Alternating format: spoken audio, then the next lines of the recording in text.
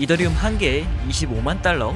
우리 돈으로 3억이 넘습니다. 한 회사가 이런 숫자를 정식 보고서에 박아서 세상에 내놨어요. 도대체 어떤 걸 봤길래 이 말도 안 되는 숫자를 그냥 기분으로가 아니라 논리적으로 계산해서 정식 보고서에 박아 넣을 수 있었을까요? 그래서 오늘 미리 분명히 하고 갈게요. 이건 이더 25만 갑니다. 다 올라타세요가 절대 아니에요. 그런 얘기였으면 사실 시작도 안 했어요. 진짜 포인트는 따로 있습니다. 똑같은 이더리움 한 개를 두고 한쪽은 진지하게 여기서 100배는 더 간다 하고 있고 다른 쪽은 환상이다, 지금이 거의 천장이다 라고 하고 있거든요. 그럼 뭐가 갈린 걸까요? 딱 하나입니다. 이더리움에 어떤 이름표를 붙여서 보고 있느냐. 돈이라는 이름표를 붙이면 100배가 되는 거고 기술주라는 이름을 붙이면 천장이 되는 거죠. 그래서 오늘은 두 가지만 봅니다. 첫째, 그 보고서가 도대체 어떤 근거로 25만이라는 숫자를 계산했나. 둘째, 그건 결국 이더 파는 회사의 주장일 뿐이니까 한 회사의 주장이 아니라 진짜 월가는 이걸 실제로 어떻게 보고 있나. 이 둘을 붙여보면 왜 월가의 큰손들이 이더리움을 진지하게 다시 계산하기 시작했는지가 보일 겁니다. 먼저 보고서의 논리부터 보고 가죠. 실제로 이렇게 이더리움 25만 달러를 향한 길이라고 보고서가 나와 있어요. 이더 리얼라이즈라는 월가와 이더리움을 잇는 역할을 하고 있는 회사가 직접 내놓은 보고서예요. 핵심 개념은 딱 하나입니다. 생산적인 돈이에요. 원래 돈은 사실 그냥 들고 있으면 안 불어나죠. 굴리려면 어떻게 하겠어요? 당연히 어디선가 굴려야죠. 안전하게 보관하는 돈과 수익을 내는 투자는 원래 둘 중 하나만 골라야 합니다. 근데 이더리움은 스테이킹을 통해서 이 두 가지를 동시에 할 수 있어요. 내 이더를 네트워크에 맡겨 보안 유지를 거들면 그 대가로 연 2에서 4% 보상이 붙어요. 중요한 건 누구한테 빌려주는 게 아니라는 점이에요. 스테이킹은 내 이더리움을 내가 그대로 쥔 채로 보상이 붙어요. 뗄 상대가 아예 없어요. 보고서는 그래서 이걸 인터넷 채권이라고 부릅니다. 어느 나라 정부에도 어느 은행에도 묶이지 않는 수익이라는 거죠. 우리가 하는 모든 이자는 결국 누군가의 빚이에요. 은행 이자는 은행이 진 빚, 국채 이자는 정부가 진 빚이죠. 근데 이더 스테이킹 수익은 누가 진 빚이 아니라 네트워크를 굴린 대가로 코드가 직접 주는 보상이에요. 그래서 보고서에선 이걸 강조합니다. 금이랑 비트코인은 그런 수익이 없어요. 그래서 금과 비트코인을 아예 죽은 자본이라고 표현하고 있습니다. 가만히 있는 죽은 돈이냐, 가만히 있어도 일하는 돈이냐, 이게 보고서가 미는 첫 번째 논리예요. 그리고 이건 더 이상 이론이 아닙니다. 실제로 굴러가기 시작했거든요. 올해 초에 그레이스케일이라는 운용사의 이더 스테이킹 ETF가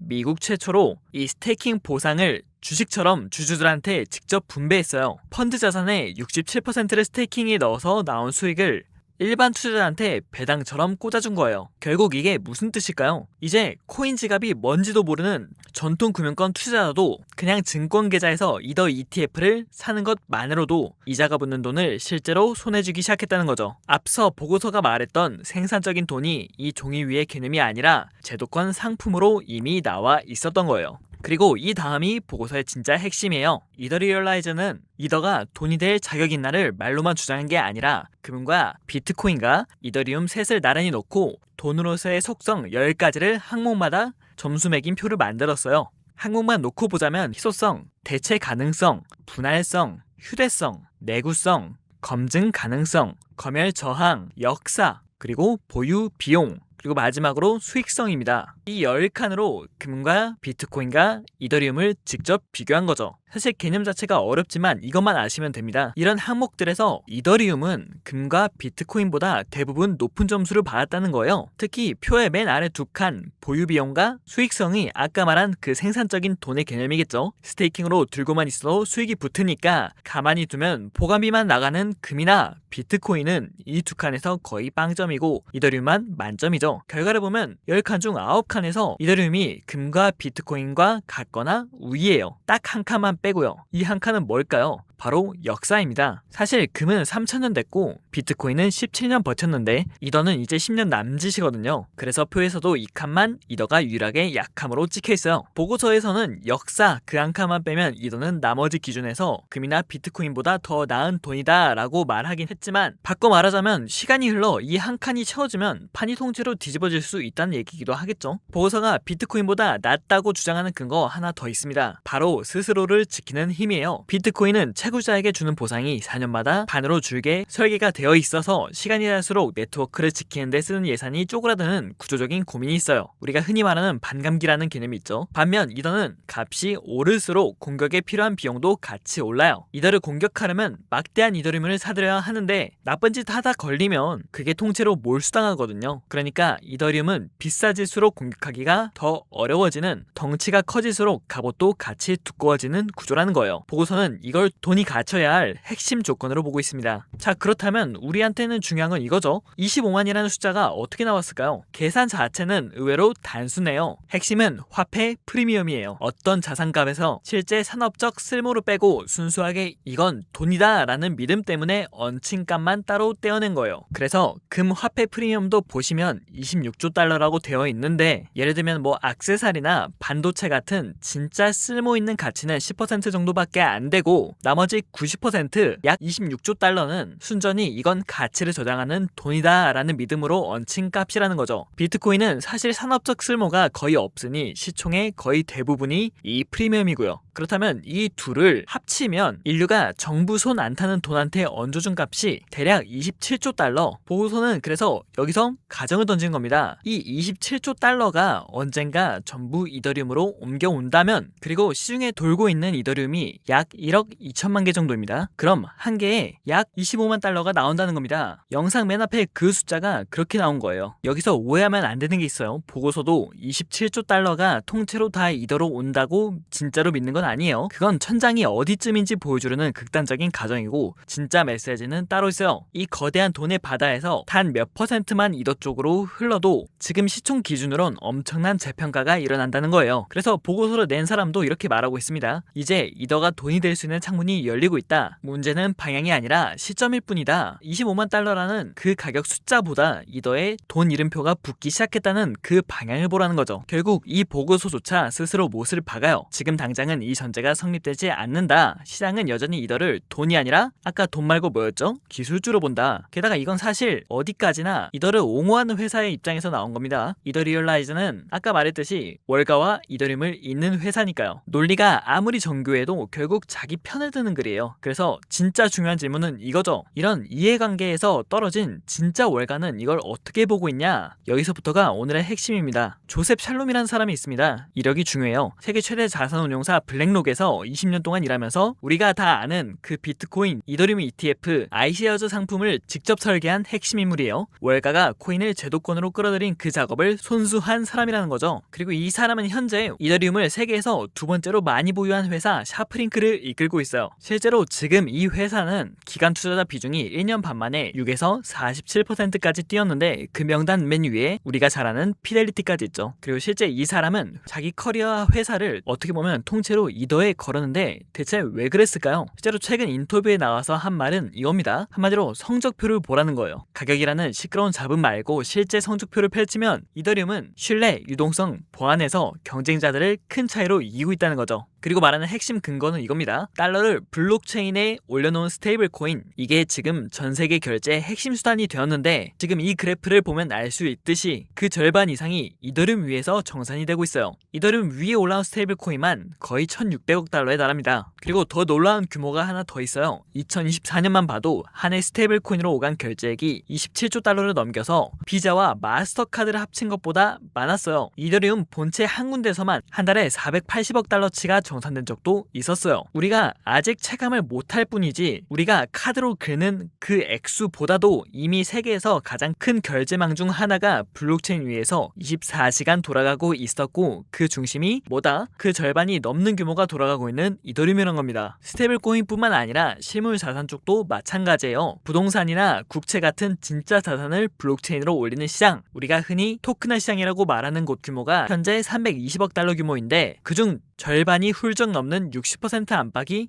이더에 몰려 있어요. 이것도 그래프만 봐도 바로 알 수 있죠. 많이 쓰인다가 막연한 얘기가 아니라 실제 돈과 자산이 이더 위로 올라오고 있다는 게 실제 숫자로 또렷이 찍혀 있어요. 그리고 샤프링크뿐만이 아니죠. 행동으로 보여주고 있는 기업, 바로 세계 최대 자산운용사 블랙록입니다. 블랙록은 미국 국채를 토큰으로 만든 펀드 비드를 굴리는데, 이게 바로 이더리움 위에서 돌아가죠. 운용자산 25억 달러에 달하고요. 거기에다 추가로 이더 위에서 굴린 토큰화 펀드를 2개나 더 만들겠다고 SC에 신청까지 했고, 세계 최대 자산운용 운용사가 자기 진짜 상품을 이더 위에 올리고 있다는 것을 계속해서 보여주고 있죠. 아까 그 보고서가 이론이었다면 블랙록이 이더 위에 국채 펀드를 올리는 이 장면은 그 이론이 현실에서 실제로 굴러가고 있다는 증거인 셈이겠죠. 토크나가 왜 중요할까요? 한번 올라오면 잘 안 내려가는 수요이기 때문이에요. 지금 블록체인에 올라온 실물자산의 절반 가까이가 미국 국채인데 금액만 해도 80억 달러가 넘습니다. 블랙록뿐만 아니라 프랭클린 템플턴 같은 전통 운용사도 자기 펀드를 토큰으로 올렸고요. 이게 단순히 국채를 디지털로 바꾼 수준이 아니라는 겁니다. 그러니까 토큰이 된 국채는 24시간 즉시 사고 팔리고 다른 거래 담보로도 쭉 사용이 돼요. 그러니까 한번 이더리움 위에서 자리 잡고 있는 자산들은 그 위에서 계속해서 굴러다니며 수수료와 활동을 만들어내는 거예요. 시간이 갈수록 월가가 이더를 떠나기 어려워지는 일종의 고착이 생기는 거죠. 여기에 더해 규제도 막는 게 아니라 길을 터졌어요. 작년 7월에 어떤 법이 생겼죠? 바로 미국이 스테이블 코인을 제도권으로 끌어들이는 법, 이른바 지니어스 법을 통과시켰죠. 은행이 직접 스테이블 코인을 발행할 수 있는 길이 열린 거예요. 그러자 무슨 일이 벌어졌냐? JP 모건이 작년 11월에 기간 고객용 디지털 달러를 내놨는데 이걸 이더리움 기반 네트워크 위에 올렸어요. 뱅크 오브 아메리카나 시티 같은 곳도 줄줄이 라이선스를 신청하고 있고요. 코인 회사가 아니라 우리가 아는 그 월가의 대형 은행들이 직접 자기 돈을 이더리움 위에서 굴리기 시작한 거예요. 규제 리스크가 이더리움의 발목을 잡을 거라던 얘기와는 달리 지금 상황은 정반대 방향으로 가고 있는 거죠.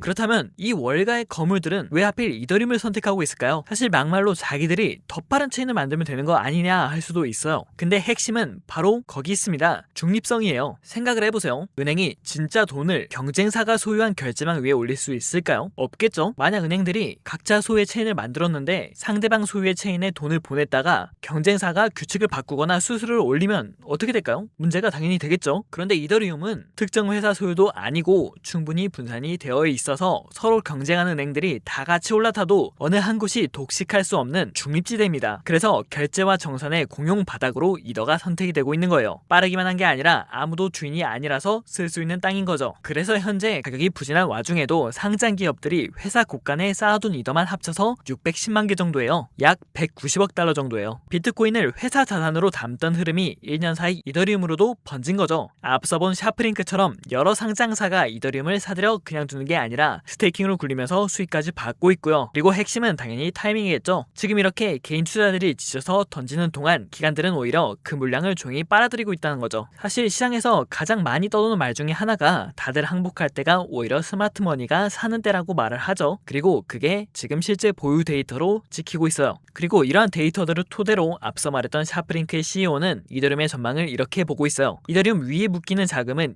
2026년에 10배로 늘고 지금 3천억 달러대인 스테이블 코인 시장은 5천억 달러까지, 토크나 자산은 3천억 달러까지 불어난다. 길게는 토크나 시장이 지금의 5배, 10배, 100배까지 커지고 그중 절반 이상을 이더리움이 가져간다고 보고 있어요. 당연히 이건 전부 전망이지 확정은 아니에요. 흥미로운 건 그가 이더 가격이 부진한 이유로 꼽는 게 구조가 고장나서가 아니라는 점이겠죠. 증시란 한 몸처럼 묶여 움직이는 흐름, 고유가, 안 내리는 금리 같은 바깥 환경 탓이라고 강조하고 있어요. 그래서 그는 오히려 지금을 이번 사이클에서 가장 좋은 진입 구간 중 하나라고 말을 하고 있어요. 그래서 샤프링크의 CEO는 이걸 초창기에 아마존에 빗대고 있습니다. 1990년대 후반 아마존은 적자만 내던 회사였고 샹은 곧 망한다고 비웃었지만 그 적자 시절에 사실 전 세계 물류와 인터넷 인프라를 깔고 있었죠. 가격 말고 활동을 보라던 그 논리입니다. 그래서 샤프링크의 CEO가 이렇게 말을 하고 있는 거예요. 이더리움의 가격 걱정이 없다. 자본시장 핵심 인프라가 될 것이다. 이더리움이 아마존의 초기 단계랑 비슷하다는 겁니다. 이길 자격은 충분한데 아직 못 이기고 있을 뿐이라는 겁니다. 신뢰, 유동성, 보안에선 이미 1등인데 그게 아직 가격으로 전환이 안 됐다는 거예요. 물론 당연히 반대 분석 있습니다. 반대 분석을 보자면 첫째, 돈이 되려면 사실 규칙이 절대 안 변한다는 신뢰가 핵심인데 이더리움은 사실 10년 사이에 발행과 소각 규칙을 여러 번 바꿨다는 거예요. 비트코인은 사실 한 번도 안 바꿨죠. 규칙을 계속 손대는 걸 누가 30년, 50년 믿고 돈으로 들고 있겠냐는 거죠. 그리고 기술 인프라라는 동네는 경쟁이 아주 치열해서 더 싸고 빠른 대안이 계속 나오면 수수료가 점점 깎일 텐데 그럼 거래가 아무리 늘어도 정작 토큰 자체는 가치가 안 쌓일 수 있는 거 아니냐는 거예요. 실제로 스테이블 코인 시장은 폭발을 했는데 그 토큰 값은 1달러에 묶여있는 것처럼요. 그리고 가치 자체가 과하다는 평가도 아직 있습니다. 지금 이더 시총이 뉴욕 증권거래소와 나스닥의 모회사를 합친 것보다 큰데 결제 인프라 회사 하나가 세계 양대 증권거래소를 합친 것보다 비싸다는 게 말이 되냐는 거죠. 그렇기 때문에 어떻게 보면 고평가가 되어 있다는 논란도 분명히 있습니다. 여기에 더해 규제가 다시 조열 위험, 경쟁 코인이 1등을 흔들 위험까지 이건 분명히 살아있는 반론이에요. 그래서 25만이라는 숫자는 보장된 미래가 아니라 어디까지나 이름표가 바뀐다면이라는 가정 위에 서 있는 숫자인 거죠. 그럼 다시 처음 수수께끼로 돌아가 볼게요. 왜 똑같은 이더를 두고 한쪽은 100배, 한쪽은 1000장이라고 봤냐라고 제가 말했었죠. 이제 답이 보이실 겁니다. 둘은 같은 이더를 본 게 아니라 서로 다른 이름표를 보고 있었던 거예요. 한쪽은 이자가 붙는 새로운 형태의 돈을, 한쪽은 규칙이 자주 바뀌고 경쟁에 시달리는 기술주를 본 거예요. 결국 모든 건 이 이름표가 어디로 기우느냐에 달려있어요. 사실 이러한 혼란은 근본적인 이유가 있습니다. 비트코인은 서사가 단순해요. 디지털 금, 즉 가치를 저장하는 돈 하나죠. 그래서 평가하는 잣대도 비교적 깔끔해요. 근데 이더리움은 한 몸에 세 가지가 섞여 있습니다. 수익이 붙는 돈이기도 하고 전세계 결제가 오가는 인프라기도 하고 그 위에서 온갖 앱이 돌아다니는 플랫폼이기도 해요. 문제는 이 셋을 한꺼번에 값으로 매기는 깔끔한 잣대가 아직 세상에 없다는 겁니다. 그러니 누구는